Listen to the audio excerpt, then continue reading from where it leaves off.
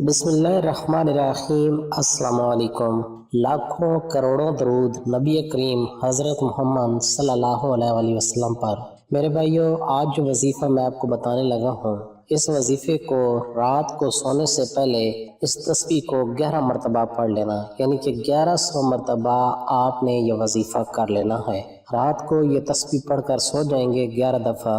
सुबह जब आप उठोगे तो अल्लाह के फजल व करम से हर तरफ घर में देखोगे तो आपको रिज़्क़ ही रिज़्क़ नजर आएगा, दौलत ही दौलत नजर आएगी।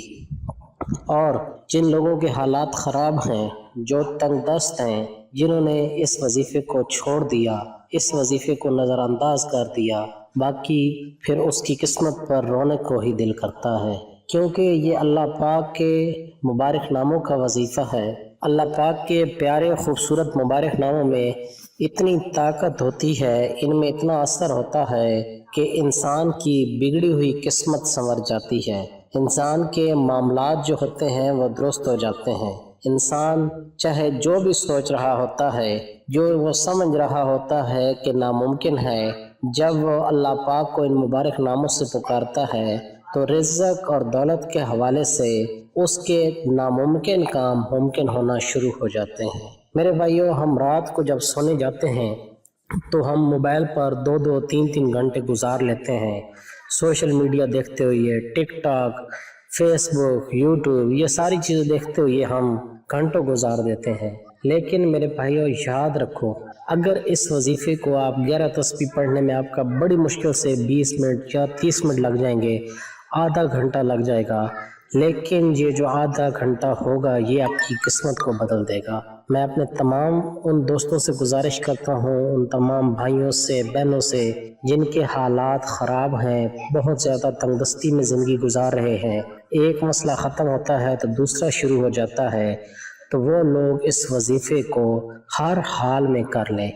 ये वजीफ़ा अल्लाह के फजल व करम से उनकी किस्मत को चमका देगा। उनके जो बुरे हालात हैं, उनके जो मुश्किल दिन हैं, वो फिर जाएंगे। तो आए, इस वजीफ़े को करने से पहले एक और चीज़ मैं आपको बता दूं कि काफ़ी हमारे वज़ाइफ जो हैं वो हम सुबह के हैं, तो लोग कहते हैं कि हमारी फजर की नमाज मिस हो जाती है, जिस वजह से हमारा वजीफ़ा भी मिस हो जाता है, यानी कि हम फजर की नमाज पे उठ नहीं सकते, क्योंकि वो वज़ाइफ ऐसे हैं फजर की नमाज के साथ करने वाले, या फजर से पहले करने वाले, या फजर का वक्त है। तो मेरे भाइयों, याद रखो, सुबह का जो वक्त होता है ना, रिज़्क़ के वज़ाइफ के हवाले से ये बड़ा ख़ास वक्त होता है। और रात को आप जल्द सो जाया करो। जो कामयाब लोग होते हैं, अमेरिका में रिसर्च हुई है, जो कामयाब लोग होते हैं वो सुबह जल्दी उठते हैं। और हम मुसलमान हैं, अल्लाह पाक ने हमें नमाज का तोहफा दिया हुआ है। हम अगर फजर की नमाज बाजमात अदा करें, फजर की नमाज पढ़ें, उसके साथ फिर ज़िक्र अज़कार करें, अल्लाह का शुक्र अदा करें, इस्तिग़फ़ार की कसरत करें, कुरान पाक की तिलावत करें, तो यकीन जाने हमारी ज़िंदगी के सारे मसाइल ख़त्म हो जाएंगे। ये हो ही नहीं सकता कि बंदा अपने अल्लाह को पुकारता रहे, उसके मुबारक नामों से उसे याद करता रहे, नमाजों की भी पाबंदी करे, अल्लाह की मखलूक के साथ भी अच्छा रहे, रिश्तेदारों के साथ भी अच्छा रहे, फिर उसके वसाइल भी ख़त्म ना हो। ये हो ही नहीं सकता।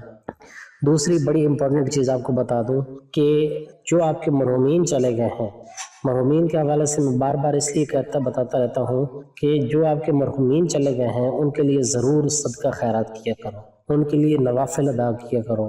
जो इस्तिग़फ़ार की कसरत कर सकता है, जो दुरूद पाक पढ़ सकता है, बाकी वज़ाइफ कर सकता है, वो उनके लिए किया करो। ये यकीन जानो, ये ऐसा अमल है जो लौट कर आपके पास आएगा।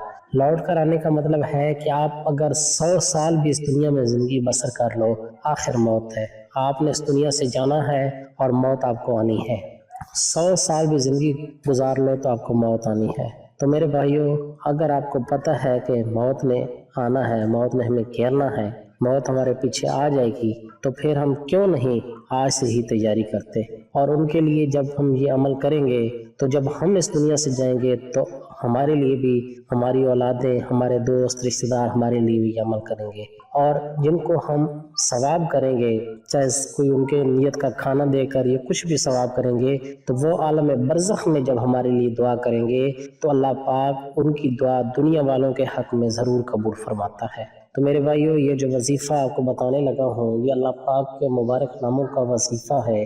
آپ نے کرنا اس طرح سے ہے کہ رات کو جب آپ یہ وظیفہ کرنے لگیں تو کوشش کریں، اس وظیفے کے لیے ایک ہی احتیاط ہے کہ یہ وظیفہ کرنے کے دوران اور وظیفہ کرنے کے بعد آپ نے کسی سے کلام نہیں کرنا، سو جانا ہے۔ یہ اس وظیفے کے لیے امپورٹنٹ چیز ہے۔ میں دوبارہ بتا دوں کہ جب آپ یہ وظیفہ کرنے لگیں تو اس دوران اور اس کے بعد آپ نے کسی سے کلام نہیں کرنا۔ اس کے لیے بہترین طریقہ یہی ہے کہ جب آپ بالکل اینڈ پہ سونے کے لیے جاتے ہیں باوضو حالت میں وضو کر لیں، بیڈ پہ چلے جائیں، جب سارے گھر والے سو جائیں یا آپ سونے کے لیے جاتے ہیں اس وقت سب سے پہلے آپ 11 مرتبہ درود ابراہیمی پڑھ لیں۔ 11 مرتبہ درود ابراہیمی پڑھنے کے بعد آپ نے 11 تسبیح ہر دانے پر یا غنیو، یا مغنی، یا وہابو، یا رزاقو، یا مالکو، یہ 5 اللہ پاک کے مبارک ناموں کو پڑھ لینا ہے۔ پھر ایک تسبیح کا دانہ آپ نے آگے کر لینا ہے۔ سمجھ آ گئی ہوگی بات کی آپ کو کہ پہلے 11 مرتبہ درود پاک، پھر آپ نے یہ اللہ پاک کے 5 مبارک نام، پھر تسبیح کا ایک دانہ، پھر دوسرا دانہ، اس طرح آپ نے ایک تسبیح مکمل کرنی ہے، پھر دوسری تسبیح، پھر تیسری تسبیح، پھر چوتھی، اسی طرح کر کے ترتیب کے ساتھ آپ نے 11 تسبیح پڑھ لینی ہے۔ جب آپ لوگ 11 تسبیح پڑھ لیں تو آپ نے درود پاک پڑھ لینا ہے۔ درود پاک پڑھنے کے بعد پھر آپ نے یہی پڑھ لینا ہے، دوبارہ یہ آپ نے اللہ سے دعا کر لینی ہے۔ یہ 11 تسبیح پڑھنے کے بعد ایک ہی دفعہ 11 تسبیح پڑھنی ہے، اپنے اللہ سے دعا کر لینی ہے کہ اے میرے پاک اللہ، اے میرے غفور و رحیم اللہ، میری جتنی بھی مشکلات ہیں میرے اللہ ختم فرما دے۔ میرے اللہ مجھے رزق کے حوالے سے جو تنگی ہے، دولت کے حوالے سے جو تنگی ہے، میرے اللہ اس تنگی کو ختم فرما دے۔ میرے اللہ میرے لیے رزق کے وسائل پیدا کر دے۔ میرے اللہ ایسی ایسی جگہ سے رزق دے جہاں کا میں نے سوچا بھی نہیں۔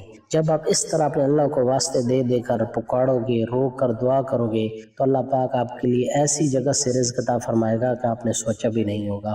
میری اللہ پاک سے دعا ہے کہ اے میرے پاک اللہ، ہم سب کی مشکلات کو آسان فرما، ہمارے رزق میں، ہماری روزی میں اضافہ فرما۔ میرے اللہ جو مانگنا نہیں آتا، جو ہمارے حق میں بہتر ہے وہ بھی عطا کر دے۔ جزاک اللہ، اللہ حافظ۔